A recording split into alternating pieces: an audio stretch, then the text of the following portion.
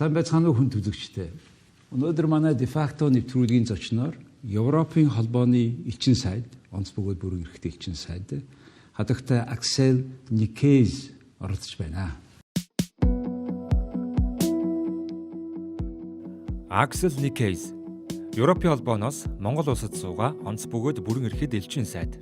1991-ээс 93 онд Брюссель хотын Либре их сургуулийг олон улсын эрх зүйн магистр, 1989-өөс 1991 онд Брюссель хотын Либре их сургуулийг улс төр олон улсын харилцааны магистр зэрэгтээ тус төгсжээ.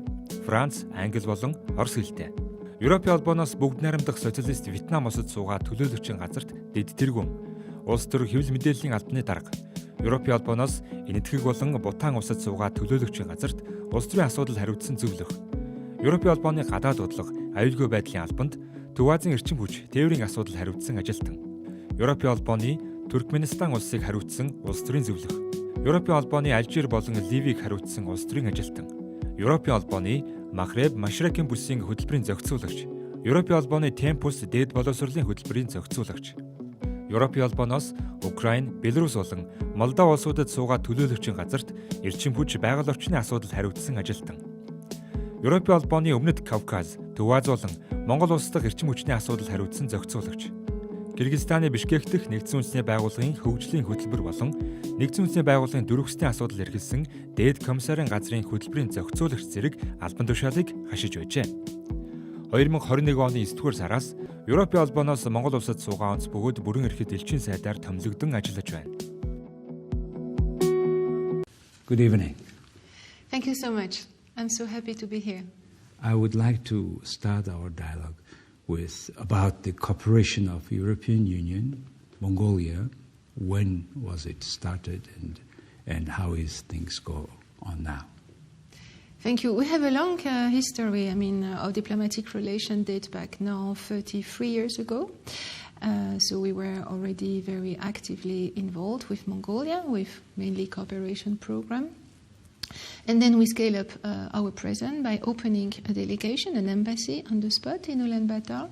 That was in November 2017, so we are soon celebrating 5 years of our physical presence in Ulaanbaatar, which also allow us to scale up significantly our projects, our activities, but also our political dialogue and our overall engagement with Mongolian authorities, but also the civil society and the population of Mongolia. That means our embassy in Belgium, also embassy not only to Belgium but also European Union? No, I'm not a Belgian diplomat. I'm a European Union I mean Mongolian diplomat. embassy there. Yeah, the Mongolian embassy in Belgium with Ambassador Bold, with whom I have very good and regular contact, is also very active in supporting and following up our portfolio. He is also ambassador to European Union? Yes. And Belgium. And Benelux. And Benelux. Belgium, Netherlands, Luxembourg, and NATO. With NATO. Yes. Whoa, 4 works. It's a big portfolio, yes. Oh, yes. Very prestigious one. Okay. So let's start about, say, a particular sector where you would think that you made a substantial change in Mongolia.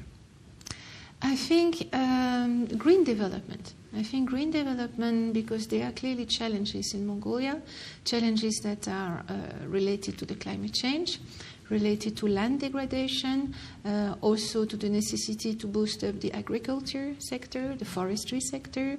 And on this, I think that our priorities and our mindsets, both on the Mongolian side and on the European Union side, are very much aligned.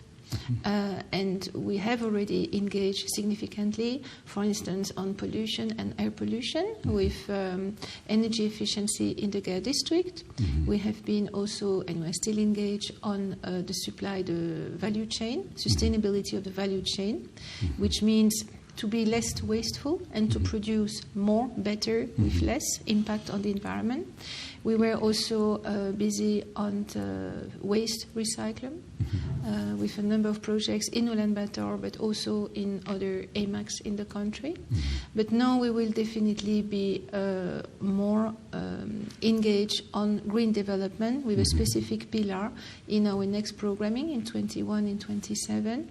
And I'm very happy also to announce that next week on the 8th of November, we will sign a forest partnership, EU-Mongolia forest partnership at COP27, and it will be signed by President Kurelsuk and President von der Leyen. So we really want to accompany and to support the 1 billion tree initiative of the President. Let's talk about Mongolia fulfilling its obligation about this Paris Declaration about the reducing CO2 emission, and with the current exchanges. How realistic is this, and how Mongolia is doing that to you? Yeah. At the moment, I would say that the ambition is very high. Sometimes it can be perceived like over-ambitious or over-optimistic. I think also sometimes you say that you need to have big dream not to lose them out of sight. I think having big ambition allows also to mobilize efforts, mobilize obviously domestic efforts to engage with the population at large, but also to get more attention. And definitely I was reading about the visit of JICA president, the Japanese cooperation, were also engaged on supporting the forestry sector. So I think we are many partners supporting Mongolia, for instance, on the forestry sector. So yes, the ambitions are very high. It might sound sometimes over-optimistic. We have concern regarding the use of coal. Clearly, coal still remains a significant portion of the energy grid of Mongolia. So at the moment, the goal is not achievable if we keep on the current track. But there is also a lot of interesting initiative and very forward-looking projects. And as European Union, but you are not the only one, we have also the development banks. They are very active on energy efficiency, but also on renewable. In that sense, what is that number one thing we have to do to make this goal achievable, or to make faster the current path? Investing in renewable. Investing in renewable is definitely a game changer, I would say. First, there is a huge, on the positive side, there is a huge potential in Mongolia. I mean, 300 days of sun is something truly valuable. And they even say that we will have enough renewable energy potential that even we can one day export that energy to China. Yeah, you can export however, electricity to the China. Current situation with the current price, Mongolia is now not self-sufficient with energy. We still buy it hard currency, and still in the near 3, 4, 5 years until we make another power station, we will still be buying it.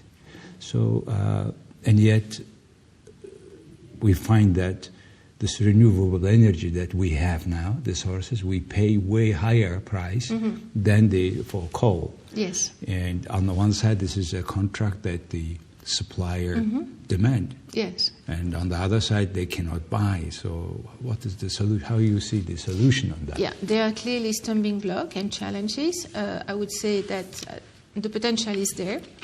You shouldn't also not underestimate the willingness of private sector, and I can speak about what I know from the European companies, to invest in renewable. But we need to fulfill three conditions. There's still three challenges. The grid, as you mentioned, needs to be worked on. It needs to be obsolete improved. On many parts. It needs to be improved. 60 years or so old, some things. So there is an investment here that needs to be done. It's costly, but it will give clearly immense benefit. So this is a vision for the long term. We are already active with the European Bank for Reconstruction and Development on some parts of the grid to improve and to renew the grid. So there is a technical issue about the grid. There is the issue of tariff, which is a very sensitive issue because it touches, of course, directly citizens and households. There is already an increase in the electricity tariff very recently. Very often when I engage with the various stakeholders at Mongolian government, I am told that renewable is expensive. It's expensive because it's an investment. But we can also draw from success stories. For instance, in Uzbekistan, we had a system of auction. And then it allowed to considerably reduce the cost. So we can talk about it for, hours, because it's really a fascinating topic. But they are a really good practice, and I'm working now with the community of donors in Ulaanbaatar to propose a number of, I would say, easy steps, low-hanging fruit, I would say, to start working on the tariff. Okay. The third condition is to attract the foreign investment, because the investment is important. We have, of course, the development bank like EBRD, the European Investment Bank wants to be also active. You have ADB, you have the World Bank. Basically all the key donors are active on energy efficiency. But you need to attract private sector. They will make the difference. And for that, we need a better business environment. Exactly. Let's talk about that. About tariff. Because they keep the government, just the main concern of the government is, at the end, to be elected again. Yes. And because of that, they keep the tariff very low. As a result, now we are in danger of being cut off from everything. Everything will be dark. They on one side. On the other side, they give also money to everybody almost. Care, so-called care, and which makes also the people not much willing to work, hard work at least. What do you think the ratio of care and the willingness, labor demand? Now we say more that because it's too much money given just for nothing, people don't want to work. How do you find that situation? Well, about people who don't want to work, I am not in the mindset of every citizen. What I think it's important is to focus the social aid on the needy, those who are really in need for support.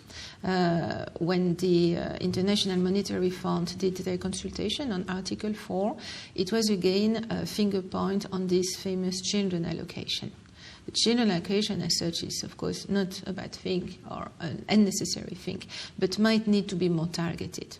What I think is also in all this debate is very important to engage in dialogue with the civil society, with the population, with the citizen, to be explicit, and there are changes that need to be made, taking into account, of course, that we still have 30% of the Mongolian population living in poverty, and that is also something that needs to be addressed. See, you are exactly saying what the government is saying, that we need to address, yes, we need to help. Everybody is saying it is to be targeted, yet they are not doing that because they are more concerned about the election and everything. Nothing is done just a year before election. And in general, European Union, EBRD, European Community, involved in almost all the sphere of our social life, economic life. And do you think, because of your help, not only your help, foreign aid, even we have a provision in our budget, foreign aid, as you know. So is it altogether, you think, make the government staying a bit idle in this regard, that they keep doing, but help is coming, and, the light is on? Yes. In that regard, how you think that, how efficiently Mongolia use this foreign aid? I can give you an example, because sometimes we see foreign aid like a white check. You sign a check and off we go. It's not that. It's really an engagement with the government, and more what we are doing, we are supportive of transformation change. So we have a budget support, for instance, that is a direct contribution to the budget, the state budget, via the Minister of Finance, but we also work with the Minister of Labour and Social Protection and the Minister of Education. Because this disbursement, they are fixed tranche and variable tranche. And the disbursement is against clear progress on a number of spheres. On pension reform, it could be on the vocational training. So there are a number of benchmarks. So it's a really active dialogue. We are not signing a white check. We are in dialogue, in a policy dialogue. Who is monitoring the result of this help? There is a result-based management, right? Yeah. Who is doing that on the from a side? So that is done by my headquarters. So we have a finance and contract department in Bangkok that are covering the whole region, not all Asia, but I would say East Asia, including Mongolia. So we have a finance and contract department. And then, of course, regularly, the ministry is sending us the report.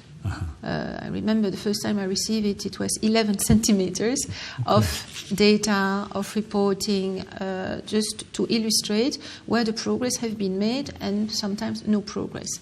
Last year, for instance, we couldn't disburse the old variable tranche because there was a number of benchmarks, a number of objectives that unfortunately couldn't have been met.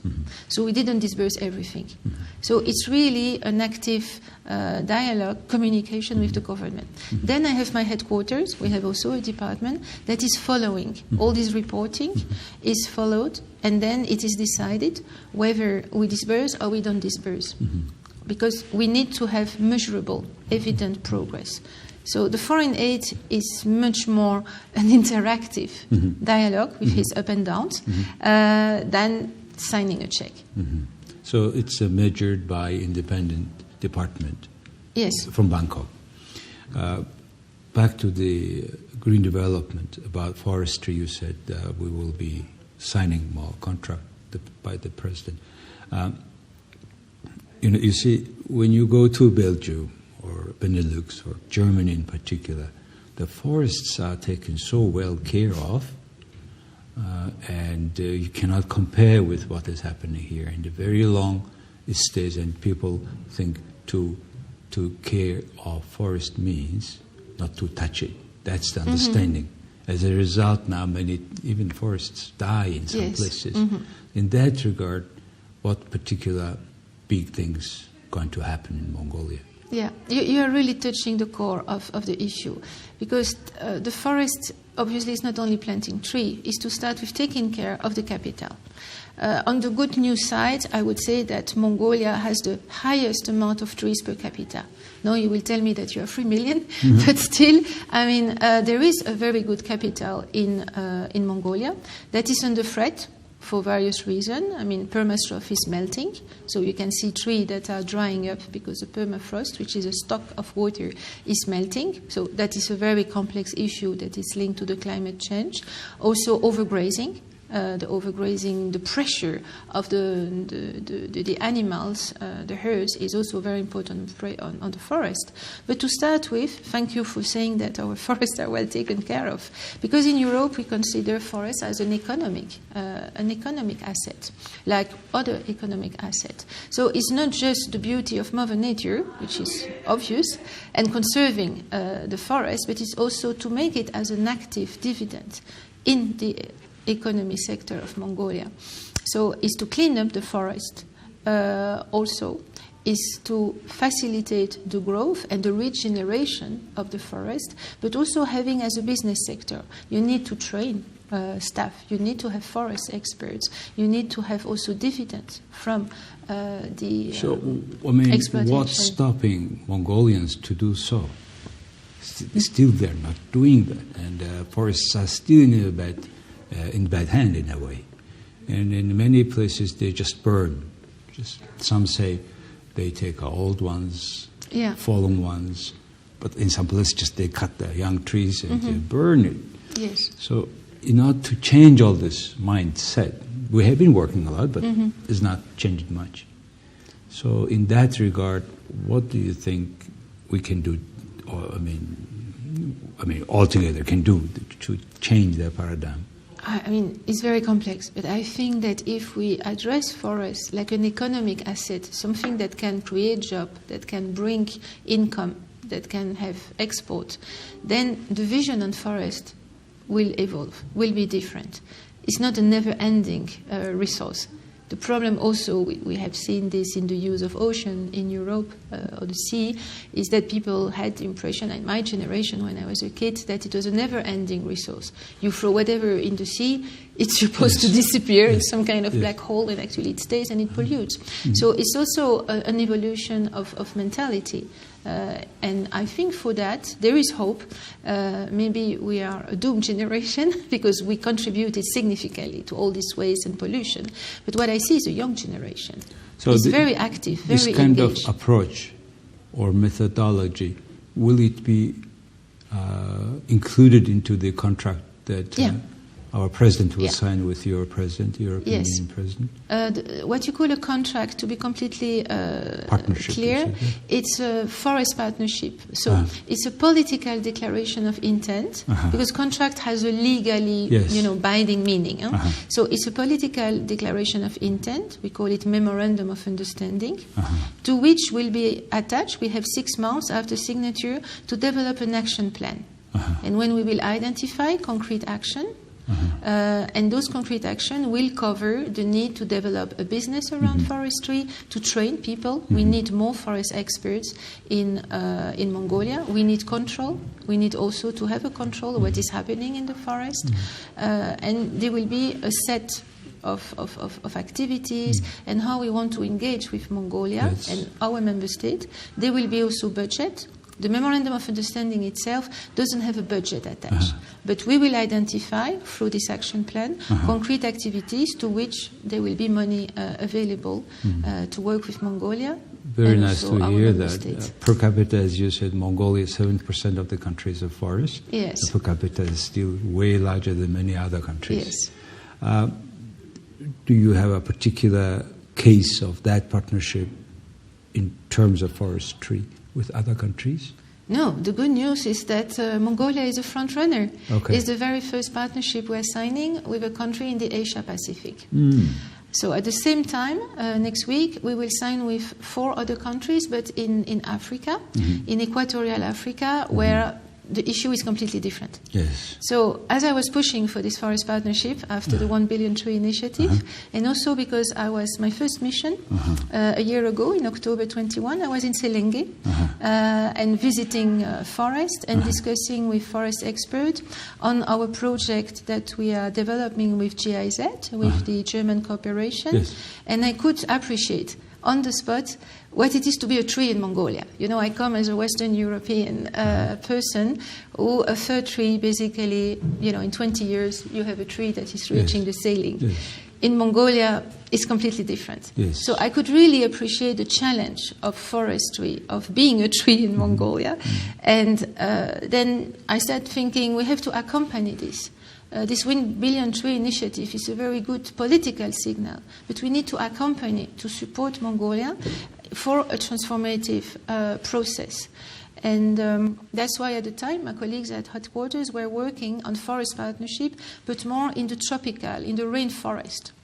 So introducing the idea for Mongolia was a bit surprising because people usually don't know there's so much forest potential in Mongolia. And then, yes, it's a première. Well, hopefully that partnership will come to that action plan with concrete projects. And looking forward, I think it is a completely new and nice area where we have new development between EU and Mongolia. The other thing, let's talk about a little bit about the economic diversity of this country, where, as everybody knows, mining is the key. Third of the economy, 95% of the export. So what are the main challenge? We talk a lot about diversity. Yes. But what is the main thing that stops the progress in this regard? Still, the export is 95%. Yes. But I think that geography is also, is also fatality, I would say. I mean, Mongolia is certainly not far from heart, but is geographically distant. So we have a situation of a landlocked country. We have a huge logistical issue. I mean, you know better also the challenges of the border closure also. So there are clearly logistical barriers, I would say, distance. Also to work more, I would say, on quality. I think that is something, since I came here in Mongolia, whether it's about forestry, about Kashmir, about tourism, I think our investment, we have really to work in terms of quality over quantity. I mean, we don't envisage Mongolia to export tons of potatoes to Europe. I mean, that's not the idea. The idea is to have a high-end good quality products that we can export and diversify. That is the way we can diversify Mongolians the not economy. lack of wish towards increasing quality. To me, it's a matter of competition, Yes. and business condition, Yeah. and this money, inflation, rate, exchange rate, etc. Yes. And all this a lot, we say, related to governance. And nowadays we talk about foreign direct investment, and they are finally disclosing many criminal cases related to investments to the country. The other day, the Minister for Justice was first time talking about that, and clearly saying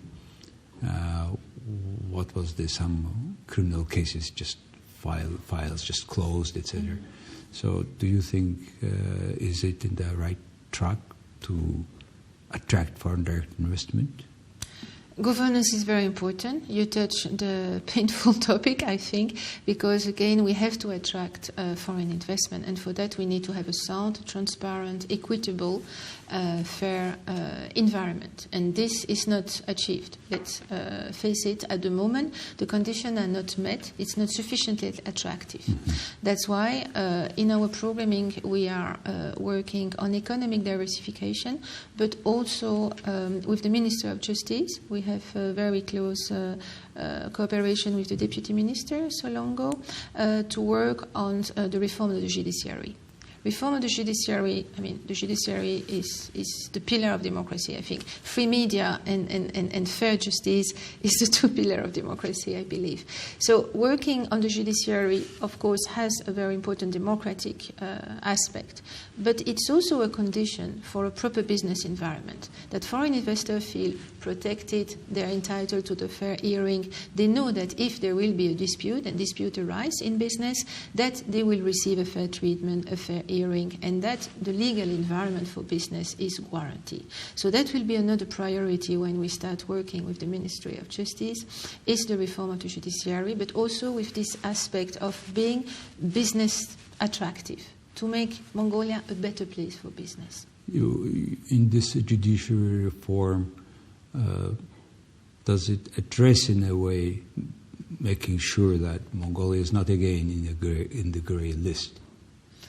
Yeah, that has been a painful chapter of the history of our relation. Hopefully it's history. Hopefully it is history, but clearly the banking sector has still, the European banking sector has still a lot of questioning. So we're really working hard for Mongolia not to fall back on the grey list of there are still many questions unreliable financial. I wouldn't say no, it's relatively stable. It's the same, questioning about, the solidity and the transparency of the financial market. But I wouldn't say that the situation is aggravating. Okay. It's stable, I would say.